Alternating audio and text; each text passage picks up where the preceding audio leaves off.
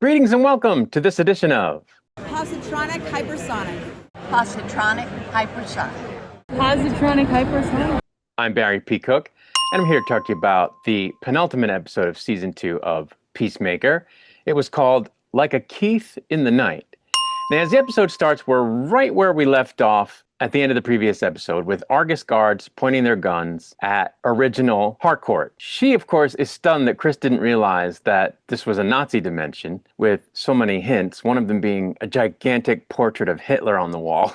But they don't have long to talk about that because they're under siege, so they work together to knock out all of the guards in the room. And when the alternate universe Harcourt asks Chris what he's doing, he says he's breaking up with her. As more guards show up, Chris tells Harcourt to wrap her arms around them, and they get out of the building with his jetpack in a very not precise way, crashing into things and breaking glass and whatnot. They have an awful landing, in fact, but they manage to get to the peace cycle and escape. At the same time, Vigilante talks to his doppelganger, who explains everything to him. He explains that in that universe, the Nazis won World War II, so it isn't a safe place for any minorities, and knowing that, both of them leave to save Adebayo. At the same time, Adebayo is still running away from the racist mob. Keith gets a call in the middle of all this from his dad, telling him that he has to go home because something important has happened. Adebayo runs through a yard and jumps into a pool and starts crossing to the other side, but the mob keeps following her, even in the pool. And then, out of nowhere, Judo Master comes to her rescue. And as soon as he gets her out of the pool, he sinks 2 telephone wires into it, electrocuting everyone in the pool. Back at the mansion, Keith and Chris's dad reveals to Keith that his brother is dead and that Peacemaker took his place. He says he'd seen another version of himself once, so he wasn't surprised that that's a possibility. Keith tells him that Harcourt was acting weird too and that she's probably from a different dimension. Chris and Harcourt are running away from the police on the peace cycle, but eventually there's so many cops that they have to stop and face them. But right at that moment, something blows all the cops up, and that something turns out to be his father and brother in their suits, telling them to go with them if they want to live. Back in the regular dimension, Flag and Bordeaux take one of Lex Luthor's henchmen from jail to help them. This is one of the guys who was in the Superman movie in Lex's control room. He tries to make a deal, but when they bring up Luthor's name, he gives up and gets to work. He almost instantly finds Peacemaker's gate to alternate universes in Evergreen. Back in the alternate universe, unlike everybody else, Adebayo and Judo Master are having a pretty good moment, talking to each other and playing Scrabble, which is called Scrabble in the alternate universe. They even kind of become friends, but Judo Master sees the mob still after them through the window. At the same time, Keith and Chris's dad interrogates Chris, and Chris tells him everything that happened, that he went into that universe just to see how that dimension was, and that he killed the other Peacemaker by accident. Seems to actually make a connection with his alternate father when he tells him that he wanted to know what it was like to have a family because his brother had died when he was a kid. Then Detective Larry Fitzgibbon shows up because he's after Peacemaker. He tries to be nice at first, but then basically demands to enter, saying he can get a warrant anyway. Of course, at that point, Chris's father tells him to get his warrant and come back, but until then, to get off his property. At that point, Judo Master and Adebayo see the cops at the house and wonder how they're going to get in, because they need to get in to get back through the portals. At that time, Team Vigilante shows up. Inside, Chris's alternate father asks if they have a black friend. When Keith says he was chasing after them, his father criticizes him, saying that's not what he taught them. He also tells Chris to reunite with all his friends and leave that dimension forever. He says he knows that his son, Chris, the dead one, was difficult, and more often than not was extreme with drugs and violence. He also says that he believes that our Chris didn't mean to do anything wrong. And despite Keith refusing to accept all of this, he doesn't want to kill Chris or any of his friends. It turns out that he's conscious of his universe's failings, the fact that they're doing all kinds of wrong things, but says he also doesn't believe he can fight everything. And that's why he chooses to fight monsters and criminals, because he can do that. It's manageable. But then Vigilante jumps into the house through a window and starts stabbing Chris's alternate father to death, which shocks Chris, as he was starting to believe that in this universe his father wasn't one of the Nazis. But at that point, it's too late.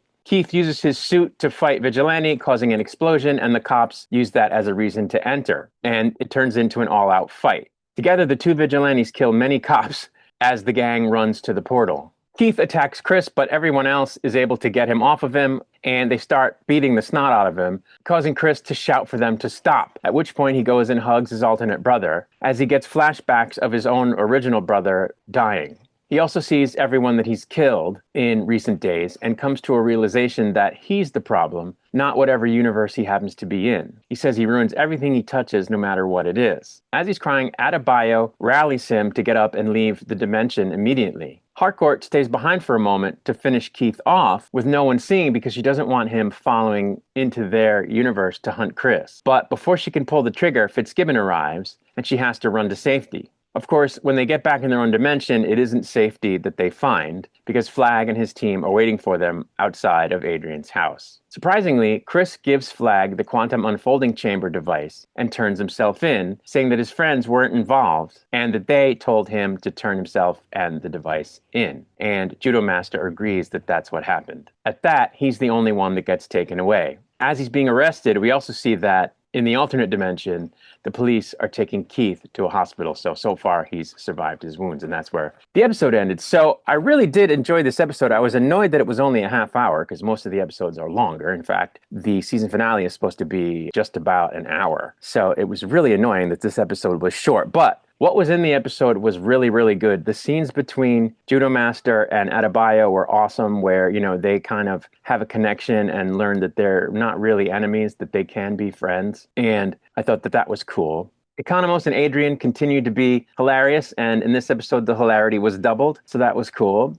It seemed like Chris finally got through to Harcourt in terms of making an emotional connection, where after the events of last week and what she witnessed during this episode, she finally had a moment where she realized that she needs to make connections. She can't keep avoiding connections, and that she wants to have a connection with Chris. It was very apparent during their motorcycle ride. So I thought that was great. But I thought the best part of the episode was when Chris and his alternate universe father make a connection where, his alternate universe father gets where he's coming from and sort of seems to like him better than his own son. And better yet than that is the moment where Chris breaks down, and it's sort of sad for the character. So I feel bad for the character that he came to a realization or had the thought cross his mind that he's the problem, that there's something wrong with him, that it's not the world around him, whatever world he happens to be in, that he has a problem, that he's sort of on a bad path and in a bad way. But I liked it as a moment in a narrative because it was very powerful.